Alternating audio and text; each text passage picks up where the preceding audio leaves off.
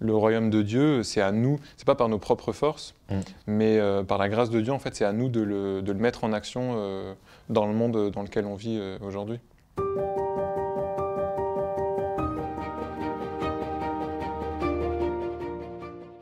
Salut Edouard, Salut. un plaisir de te retrouver. Ouais.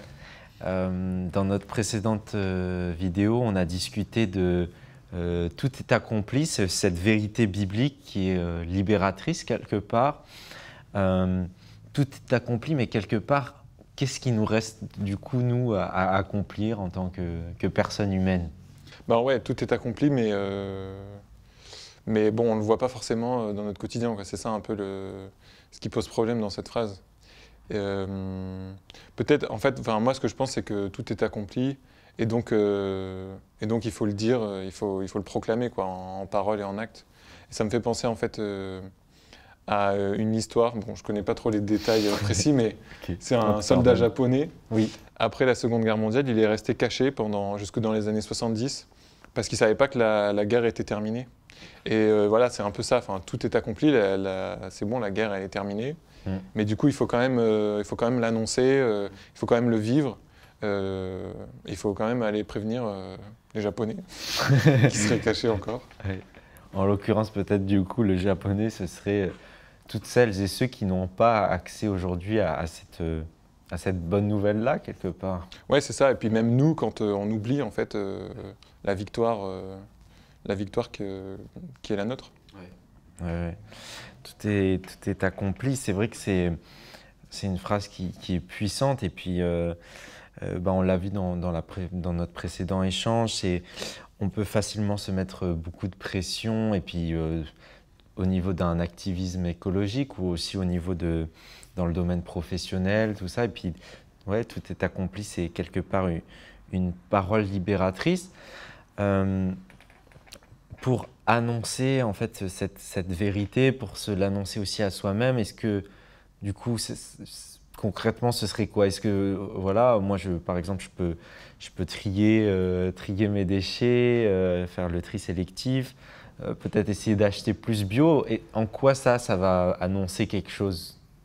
Bah, en fait, je pense que c'est notre motivation à faire ces petits gestes, ou même avoir des choix de vie avec plus d'impact. En fait, c'est plus faire les choses parce qu'on pourrait croire qu'elles ont une valeur en soi, parce qu'on pense qu'on va pouvoir changer le monde en triant ses déchets, par exemple. Ouais. Mais c'est trier ses déchets pour montrer que voilà, on peut revaloriser les ressources naturelles. C'est donner un autre sens en fait à ces actions, et leur donner un sens qui est cohérent en fait avec l'espérance chrétienne. Ouais, peut-être que c'est vrai que cette idée de revaloriser les déchets dans une culture consumériste où on est beaucoup dans le je prends, j'achète, je consomme, je jette, c'est peut-être aussi finalement une contre-culture qui est aussi qui peut avoir une valeur spirituelle, de se dire voilà, qui peut peut-être remettre l'accent sur la valeur des choses, la valeur vraie, la durabilité peut-être aussi de ces choses bonnes que la nature et que Dieu nous a données. Je rebondis aussi parce que tu parlais des choix de vie, et je trouve que c'est très intéressant. L'an passé, pendant le premier confinement, à un moment, tu m'as téléphoné avec ta copine Marine, et puis vous m'avez annoncé que vos fiançailles. Ouais. Et d'ailleurs, félicitations. Bon, un peu de temps est passé, mais ouais, se fiancer, poser une décision d'engagement alors qu'on vivait quand même une période où on avait l'impression que tout était un peu en train de s'écrouler, que le monde était complètement sans dessus-dessous.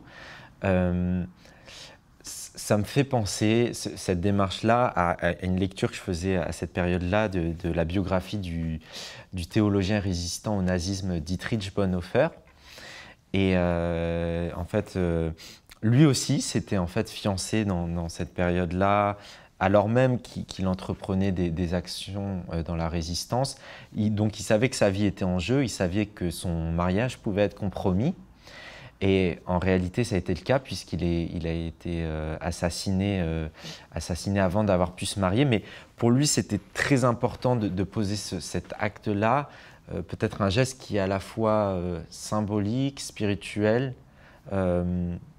politique peut-être même. Ouais, c'est ça. Bon, je vais pas dire que je me suis fiancé pour les mêmes raisons que je trie mes déchets. Oui. C'est vrai que se fiancer et même se marier dans un monde qui s'effondre, ouais. C'est aussi un message.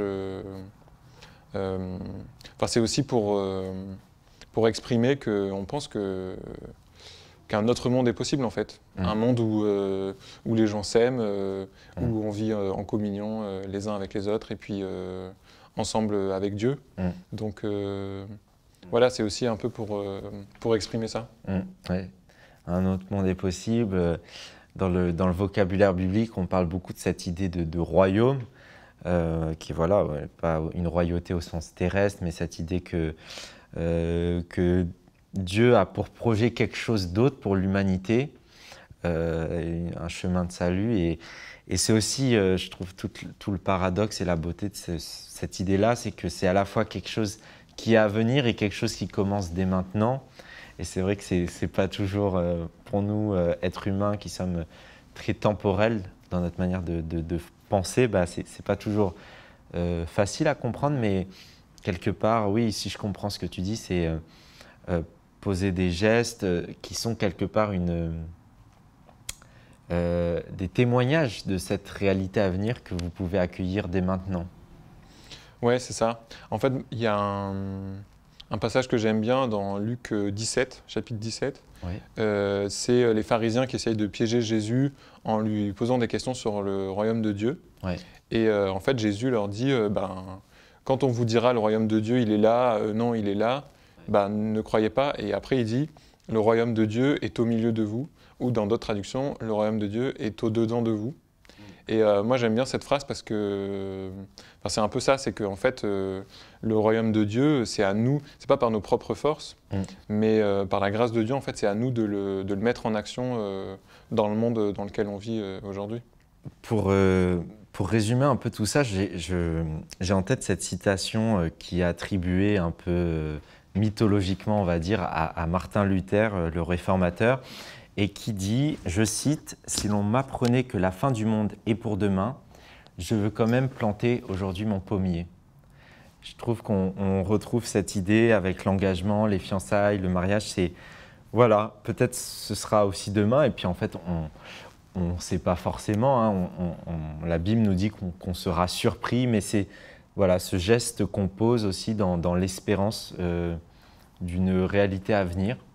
Et je trouve qu'on peut repartir chacun avec ça, de planter notre pommier aujourd'hui. Peut-être vous, c'était l'engagement des fiançailles. Pour d'autres, ça va être peut-être un déménagement, un changement de travail, un nouvel engagement. Quelque chose qui va peut-être incarner ce renouveau de Dieu et puis qui va être une manifestation de cet autre monde, de ce royaume de Dieu qui est à venir et puis qui est déjà au milieu de nous.